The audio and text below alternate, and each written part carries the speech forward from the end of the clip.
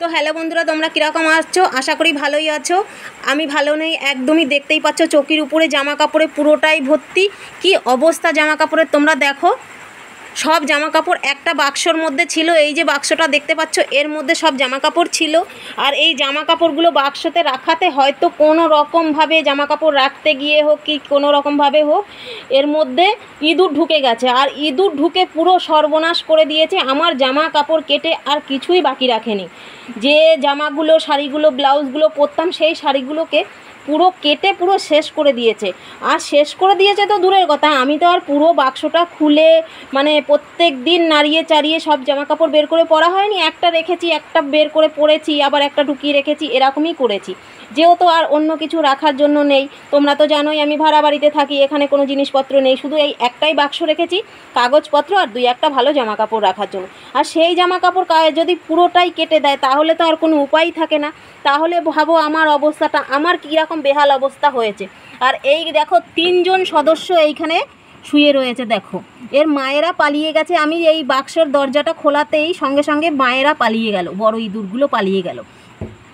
আর ছোট 3টে বাচ্চা দিয়েছে, আর তারা কিভাবে নড়াচড়া করছে বাক্সর মধ্যে, কেটে একাকার করেছে আমার শাড়ি, ব্লাউজ, চুড়িদার। মানে কিছু পরে যে আমি কোথাও মানে জামা কাপড়গুলো এমনভাবেই কেটেছে যে পরে আমি কোথাও বেরোবো তার জন্য আর কোনো উপায় রইল না, জামা কাপড়গুলো পুরো বাদ দিয়েই দিতে হবে, এরকমই অবস্থা। ব্লাউজটাকে কেটে কি করেছে দেখো, ব্লাউজটাকে কেটে এই যে দেখেছো, ব্লাউজটাকে কেটে কি করেছে, চুড়িদারটাকে কেটে পুরো নষ্ট করে দিয়েছে। দেখো চুড়িদারটাকে কেটে কি করেছে দেখো, এরকম শুধু এক জায়গায় না 4 জায়গায় কেটেছে। দেখো এই দেখো, এই পাশটা দেখো তুমি, তাহলে বুঝতে পারবে। এই পাশটা দেখো, দেখেছো দুটো দিকেই কেটেছে। এই দেখো, এই দিকটা দেখাচ্ছি, আবার এই উল্টে দিলাম, এই দিকটা দেখাচ্ছি।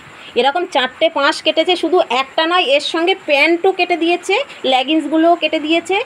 কি বলবো বলো, এর পরে আর কিছু তোমাদেরকে বলার মতন আছে আমার? আমি কি আর এমনি এমনি বলি যে আমার খুবই কপাল খারাপ, কোনো দিকেই কিছু হচ্ছে না, যেদিকেই আমি আগাতে চাইছি সেদিক থেকেই আমি পিছিয়ে যাচ্ছি, কেন আমি বুঝতে পারছি না। দেখালাম তো, তোমরা তো দেখতেই পেলে।